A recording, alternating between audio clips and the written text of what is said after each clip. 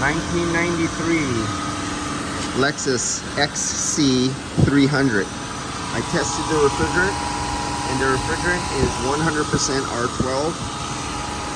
There's no air in it. The air conditioning still works, and it's still R12. And if you look down here, the side glass is still clean. It's low on refrigerant. And because it's low on refrigerant, I can hear the winding noise of the compressor. So it's starving for a little oil, and but it still works. And the only leak, this is a telltale, this usually leaks a little bit. So you see that oil residue right there? Right there. That little guy right there, that little pigtail, that oil, that balancing tube right there. There's an O-ring underneath this. And it usually seeps a little bit after many years, and that's a common one. No big deal. It's made it this long, since 1983 or 93. So yeah, it hasn't done too bad. I wonder how many miles are on this thing. Let's see how many miles. I didn't look at the mileage. It's pretty clean for a SC. 78,000 miles. It's almost so good I want to leave it R12. Jesus Christ. Yeah. So I'm debating, but I always know, unfortunately, it's been low pressure, it's been running low on refrigerant for a while, and what happens, usually every time I fill them up all the way, now it could make its maximum pressure. Now on a really hot day when it's 95 degrees or 100 degrees, they go somewhere, the high side pressure will go up to 250 psi, 275 psi, and that's when an O-ring gives out, or a seal gives out, or a hose gives out, and it starts losing refrigerant. And so if I put $300 of refrigerant into this system, let's see how much refrigerant this takes. This takes, okay, come on, my eyes focus here. Damn, I can't see. 2.2 pounds.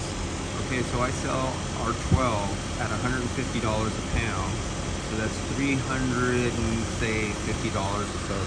So just the refrigerant in R12 would be $350. Recovery, diagnostic, everything. Another $249 in labor.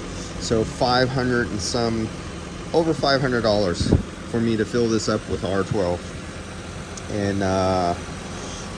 And at this age with the original hoses, now if the customer was going to replace all the rubber hoses, the gaskets, the seals, completely seal it up, I'd say, yeah, leave it R12.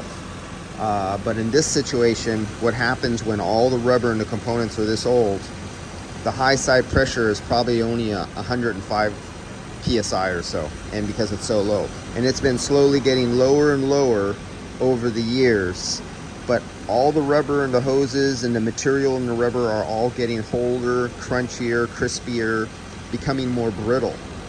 And you got to understand, you are now going to fill this thing up with its maximum amount of refrigerant, and on the hottest day, it's going to go to its maximum PSI, and the weakest link will give out. I've seen it over and over again. That's the only reason I don't want to do R12. And because I've seen too many failures after that. And then you go, oh, I just put in 300 or 500, or just like earlier, I did that Rolls-Royce the other day with R12. And you know, right there, you got a system that with the rear AC, it's a limousine, takes 5 pounds of R12. You know, that gets up there. They have almost $900 in R12. So almost $1,000 just in refrigerant for that old Rolls-Royce to fill it up, because it's a limo with the extra AC on the back. And then you have another almost $300 in labor. So you start getting in close to $1,400 in to do an AC charge, and then to have a hose blow the next day. Customer's not happy. All right, guys, I'm going to jump back on this one, and we're going to see what I do with this. And it's really nice that the glass is nice and clear. Look, that's the most important thing, is that glass is not gray. You can see the bubbles in there. It's mostly vapor with a little liquid. All right, we'll come back to this one. but at least the refrigerant is pure R12, 100%.